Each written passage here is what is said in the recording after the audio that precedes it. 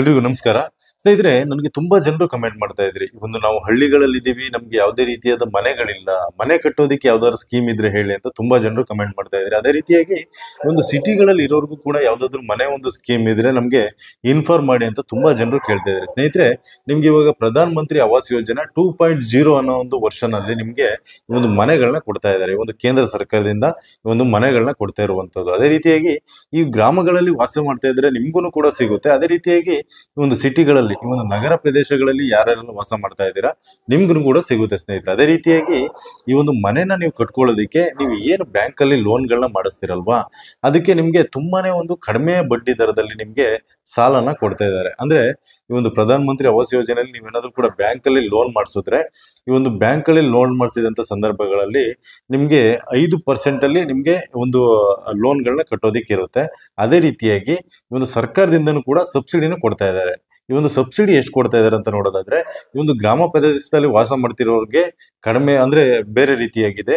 ಈ ಒಂದು ನಗರ ಪ್ರದೇಶಗಳಲ್ಲಿ ವಾಸ ಮಾಡ್ತಿರುವಂತವ್ರಿಗೆ ಈ ಒಂದು ಸಬ್ಸಿಡಿ ಬೇರೆ ರೀತಿಯಾಗಿದೆ. ನೀವು ಹಳ್ಳಿಗಳಲ್ಲಿ ಏನಾದ್ರು ಕೂಡ ಈ ಒಂದು ಪ್ರಧಾನ ಮಂತ್ರಿ ಆವಾಸ್ ಯೋಜನೆಯಲ್ಲಿ ಮನೆಗಳನ್ನ ತಗೊಂಡ್ರೆ ನಿಮ್ಗೆ 1,70,000 ತನಕನೂ ಕೂಡ ನಿಮ್ಗೆ ಸಬ್ಸಿಡಿನ ಕೊಡ್ತಾರೆ. ಅದೇ ರೀತಿಯಾಗಿ ನಿಮ್ಗೆ ಬ್ಯಾಂಕ್ ಲೋನು 6 ಲಕ್ಷದವರೆಗೂ ಕೂಡ ನೀವು ಬ್ಯಾಂಕ್ ಲೋನ್ ಮಾಡಿಸಬಹುದು. ಆ ಒಂದು ಬ್ಯಾಂಕ್ ಲೋನ್ ಏನ್ ಮಾಡ್ತಿರಲ್ವಾ, ಅದಕ್ಕೆ ನಿಮ್ಗೆ 5% ಆಗಿ ಮಾತ್ರ ಈ ಒಂದು ಬಡ್ಡಿಗಳನ್ನ ಕಟ್ಟೋದಿಕ್ಕೆ ಬರುತ್ತೆ.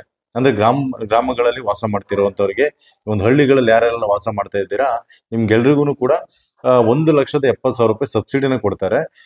ಜೊತೆಗೆ ನಿಮ್ಗೆ ಈ ಒಂದು 6 ಲಕ್ಷ ಲೋನ್, ಅಂದ್ರೆ ಈ ಒಂದು 6 ಲಕ್ಷ ಲೋನ್ ನ ತಗೋಬಹುದು. ನೀವು ಈ ಒಂದು ಯಾವುದೇ ಬ್ಯಾಂಕ್ ಗಳಲ್ಲಿ ನೀವು ವಿಚಾರಿಸಿ ಅದಾದ ನಂತರದಲ್ಲಿ ನೀವು ಲೋನ್ ನ ಮಾಡಿಸಬಹುದು. ಆ ಒಂದು ಲೋನಿಗೆ ನಿಮ್ಗೆ 5% ಅಷ್ಟೇ ನಿಮ್ಗೆ ಬಡ್ಡಿನ ಕಟ್ಟೋದಿಕ್ಕೆ ಬರುತ್ತೆ. ಅದೇ ರೀತಿಯಾಗಿ ಒಂದು ನಗರ ಪ್ರದೇಶಗಳಲ್ಲಿ, ಅಂದ್ರೆ ಈ ಒಂದು ಸಿಟಿಗಳಲ್ಲಿ ವಾಸ ಮಾಡ್ತಿರುವಂತವ್ರು ಈ ಒಂದು ಪ್ರಧಾನ ಮಂತ್ರಿ ಆವಾಸ್ ಯೋಜನೆಯಲ್ಲಿ ಮನೆಗೆ ತಗೋಬೇಕು ಅನ್ನೋದಾದ್ರೆ ನಿಮ್ಗೆ ಈ ಒಂದು ಬ್ಯಾಂಕ್ ಗಳಲ್ಲಿ 10 ಲಕ್ಷದವರೆಗೂ ಕೂಡ ನೀವು ಲೋನ್ ನ ಮಾಡಿಸಬಹುದು. ಆ ಒಂದು ಲೋನ್ ಏನ್ ಮಾಡಿಸ್ತಿರಲ್ವಾ 10 ಲಕ್ಷ, ಅದರಲ್ಲಿ ನಿಮ್ಗೆ 2,65,000 ಸಬ್ಸಿಡಿನ ಕೊಡ್ತಾರೆ ಸರ್ಕಾರದಿಂದ. ಆ ಒಂದು ಕೇಂದ್ರ ಸರ್ಕಾರದಿಂದ ಒಂದು 2,65,000 ಸಬ್ಸಿಡಿನ ಬಿಡ್ತಾರೆ.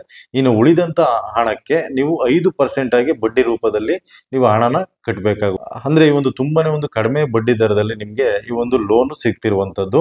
ಅದರಲ್ಲೂ ಕೂಡ 2,65,000 ಈ ಒಂದು ಕೇಂದ್ರ ಸರ್ಕಾರದಿಂದ ಸಬ್ಸಿಡಿಯಾಗಿ ಕೊಡ್ತಾರೆ.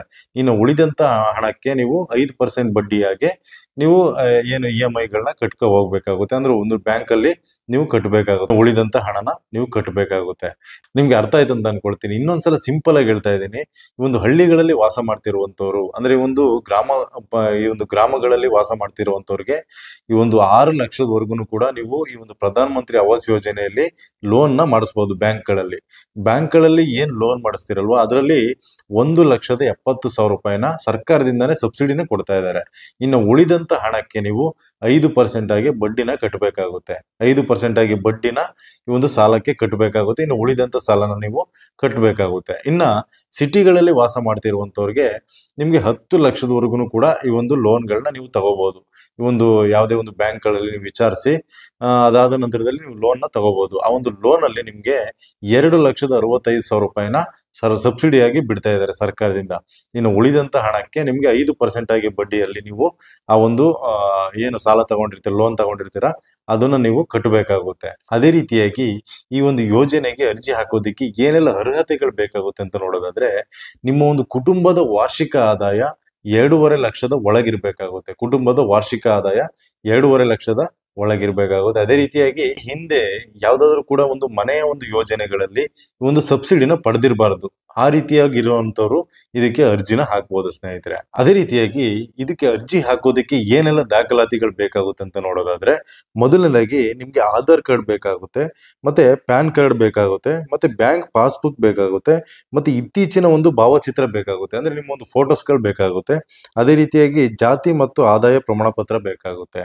ಅದೇ ರೀತಿಯಾಗಿ ಒಂದು ನಿಮ್ಮ ಒಂದು ಏನು ಆಧಾರ್ ಕಾರ್ಡಿಗೆ ಲಿಂಕ್ ಆಗಿರುವಂತ ಒಂದು ಮೊಬೈಲ್ ನಂಬರ್ ಬೇಕಾಗುತ್ತೆ. ಅದೇ ರೀತಿಯಾಗಿ ನಿಮ್ಮ ಒಂದು ಬ್ಯಾಂಕ್ ಅಕೌಂಟ್ ನ ಒಂದು ಡೀಟೇಲ್ಸ್ ಕೂಡ ಬೇಕಾಗುತ್ತೆ. ಆ ಒಂದು ಬ್ಯಾಂಕ್ ಡೀಟೇಲ್ಸ್ ಗೆ ನಿಮ್ಮ ಒಂದು ಆಧಾರ್ ಕಾರ್ಡ್ ಸೀಡಿಂಗ್ ಆಗಿರ್ಬೇಕಾಗುತ್ತೆ, ಲಿಂಕ್ ಆಗಿರ್ಬೇಕಾಗುತ್ತೆ. ಇದೆಲ್ಲ ದಾಖಲಾತಿಗಳನ್ನ ಇಟ್ಕೊಂಡು ನಿಮ್ಮ ಒಂದು ಹತ್ತಿರದ ಯಾವ್ದಾದ್ರು ಕೂಡ ಸೈಬರ್ ಸೆಂಟರ್ ನೀವು ಅಪ್ಲಿಕೇಶನ್ ಹಾಕ್ಬೇಕಾಗುತ್ತೆ ಆನ್ಲೈನ್ ಅಲ್ಲಿ.